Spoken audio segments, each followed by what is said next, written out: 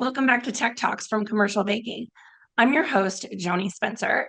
In this episode, sponsored by Bay State Milling, I'm speaking with Katie Harris, Technical Business Development Manager, and we are discussing the technical aspects of Bay State's Health Sense high fiber wheat flour. Hi, Katie. Thanks so much for joining me today. Hi, thanks for having me. Okay, so I'm going to start this out with a little admission. I'm in my 50s. And so we're going to talk about a word that is like invading my life, and that's fiber. Fiber, fiber, fiber. It's really important for everyone, but it's hitting me personally pretty hard. So I really wanted to start the conversation just hearing from you an overview in terms of what's trending with consumers in terms of their demand for baked goods specifically. Yeah, definitely. I mean, we've seen a lot of consumer demand shifting over the years, and it's definitely been creating a lot of opportunity in the food space. I think, we've seen that there's this growing interest in functional ingredients, there's a rising adoption of GLP-1 medications, and there's also maybe even more than ever this heightened scrutiny of food labeling and ingredient sourcing. So today's shoppers are definitely being more intentional about what they eat, but they still expect great taste and they especially expect convenience, particularly within the baked goods category. So, okay, you mentioned GLP-1 medications, and while those are impacting the industry in terms of consumption and how much people eat, it's also like fiber is playing a big role in that because high fiber products work really well with GLP-1 medications in terms of things like satiety. How are you seeing demands for that and with product development impacting bakers specifically and what they need from you for their product development? Yeah, I think when people are looking to change their diet as they adopt to, taking a GLP-1 medication, the nutrient density becomes even more important than it is when you're not taking a GLP-1 drug. I mean, in a perfect world, we always want to be eating the most nutrient dense foods possible. So that's things with fiber and protein and vitamins and minerals and lower calories. But especially when you become someone that's taking a GLP-1 drug, you're not eating as much. So your demands and your needs for your body kind of shift. So Right. within baked goods, we've seen a lot of activity in terms of reformulating these staple products to be more nutrient dense so that those consumers and those people that are taking those GLP-1 drugs can still consume familiar foods. So this concept of increasing the fiber or increasing the protein, or in many cases increasing both, as well as making sure that there's proper amount of micronutrients, vitamins, and minerals in those types of products so that people taking these drugs do not actually become malnourished in some ways. There is a risk of kind of malnutrition if the nutrient density for those products is not there. Okay, so let's talk about health sense. It seems like this high fiber wheat flour is checking every box here for Baker's product development. Can you sort of walk me through how the flour was developed? Yeah, I would be happy to share that. Health Sense flour is derived from a unique variety of wheat known as high amylose wheat. And this whole concept of better for you wheat really began in Australia, actually, in the early 1990s, where rising rates of chronic diseases like type 2 diabetes, heart disease, metabolic syndrome, and obesity kind of sparked this bold new question within the Australian government, which was, what if we could improve public health without asking people to change their daily habits? And so the answer kind of started with one simple insight and observation, which is that wheat is everywhere. It's one of the most widely consumed grains on the planet. So scientists kind of set out on this decades long mission, which included over 25 years of R&D to kind of rethink wheat from the inside out. And so their whole goal and their aspiration with this project was to really boost the health profile of wheat without sacrificing agronomic performance or flour functionality. So the result of all that amazing work is high amylose wheat, which is a grain with elevated amylose content in the starchy endosperm, which is ultimately what gets milled into a white refined flour and why this solution is so unique. Traditionally, the fiber in wheat is found in the bran and germ layer of the kernel, not the endosperm.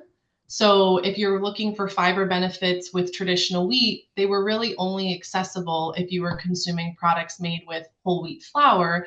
So, once high amylose wheat was ready for the world, the plan to bring it to market kind of began.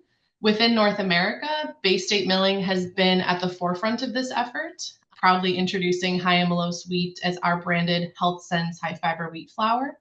But even though the R&D phase was complete in some ways, the commercialization efforts for bringing it to market kind of has brought a whole new set of challenges and resources. So we've built our supply chain from the ground up. We've been able to identify the best ways to grow this crop on US soil, and also make sure that we're maintaining the purity and integrity of this unique grain through every step of the manufacturing process. We've also partnered with forward thinking farmers across the country who really believe in doing things differently and who want to be part of something bigger, which is this movement to reshape public health through everyday food. We also have a ton of initiatives going on within our technical teams who have been doing a lot of product development, formulation research, as well as just foundational research to understand how does this wheat perform, how does it compare, and how does it differ from other varieties, and how can we make sure that we're making the best product possible for our customers and for our bakers. So we're talking about prebiotic resistant starch. Just school me for a minute. How does that support digestive and metabolic functions? So resistant starch is actually in my mind a pretty unique form of dietary fiber. Just to step back a second, dietary fiber generally is referred to as the non-digestible carbohydrate component of a plant that our bodies cannot break down because we don't have the necessary enzymes in order to break down those carbohydrates. So unlike typical fiber, starch is usually something that we can digest, but there are certain types of starch that resist digestion, and that's why resistant starch stands out as such a unique fiber source. Resistant starch will pass through your small intestine intact and reach the large intestine, where it really starts to showcase some of these benefits. In the large intestine, resistant starch is going to act as a prebiotic fiber because it serves as a food source for the beneficial gut bacteria within our large intestine. And ultimately, these bacteria are going to produce beneficial metabolites as a result that will keep us healthy. As the bacteria ferment the resistant starch, they produce short chain fatty acids, which are these bioactive compounds that can provide a really wide range of both local and systemic health benefits. Short chain fatty acids are also very well known to influence hormone signaling within our gut. So they're going to stimulate these specialized intestinal cells that we have that produce and release GLP-1, which is a hormone known for enhancing insulin secretion, promoting satiety, and regulating appetite, all of which are really, really key factors in maintaining metabolic health. As for digestive health, resistant starch does play a role in kind of helping to promote regularity, but it's also slowly fermented within our gut by the bacteria. So it doesn't provoke any like uncomfortable GI symptoms that other fermentable fiber sources can sometimes cause.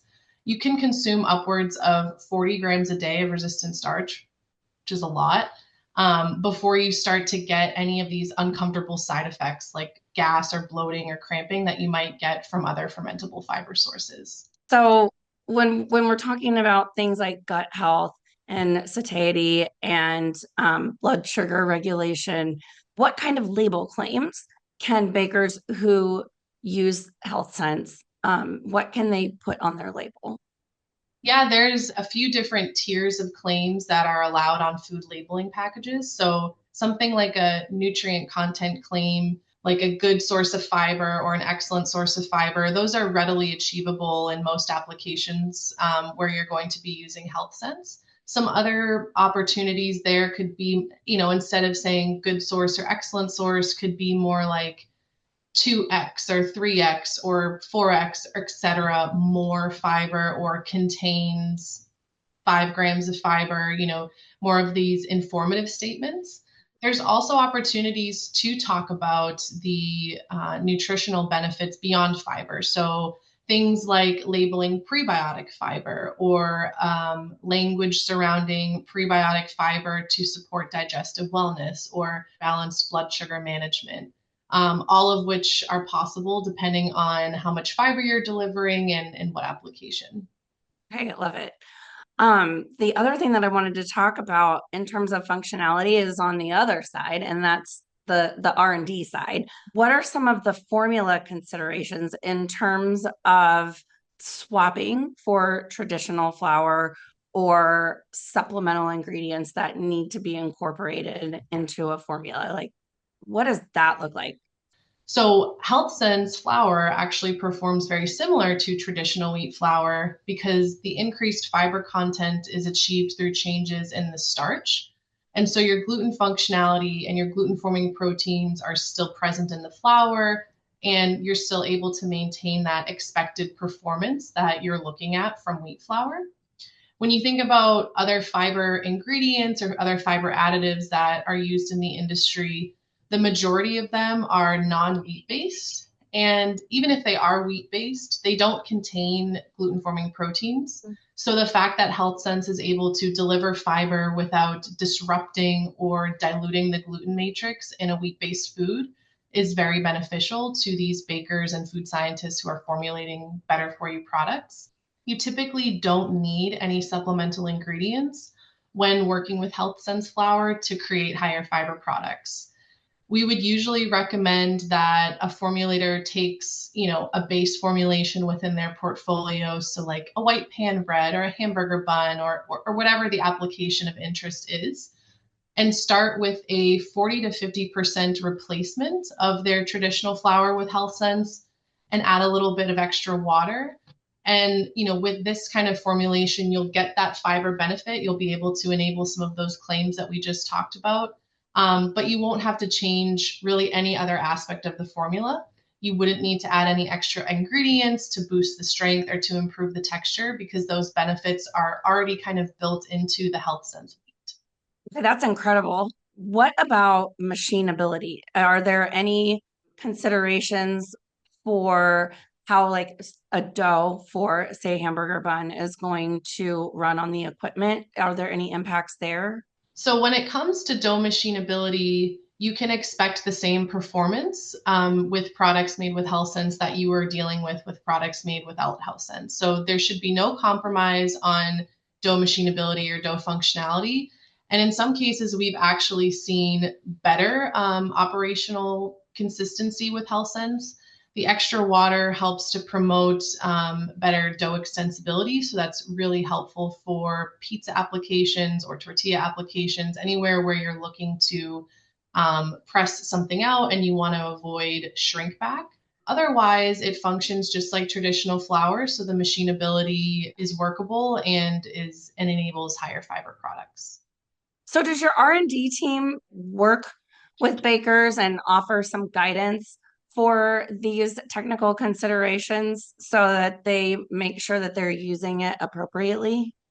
Yeah, absolutely. I mean, we are equipped to support our customers and our people's product development needs and activities in a variety of ways. So we have, technical support that can provide, basic and high level formulation guidance. So think about how much health sense you should be using to achieve a fiber target and what are those necessary water adjustments.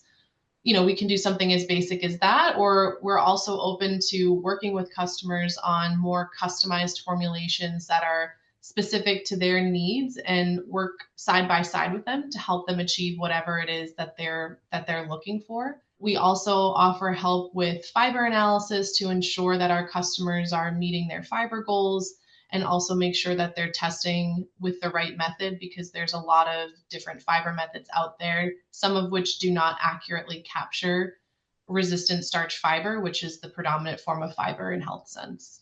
So then that just leaves me with one question, and that is how can bakers get in touch to learn more about incorporating health scents into their formulas? Yeah, we invite everyone to learn more and request a sample at wheat-better.com and follow Bay State Milling on social media to stay up to date on all of our future Better For You baking opportunities. Awesome. Katie, this was so interesting. I learned a ton. Thank you so much for taking time to talk to me about all the benefits and technical applications for health sense. This was really cool. Thank you so much. Yeah, thank you so much for having me. This is great.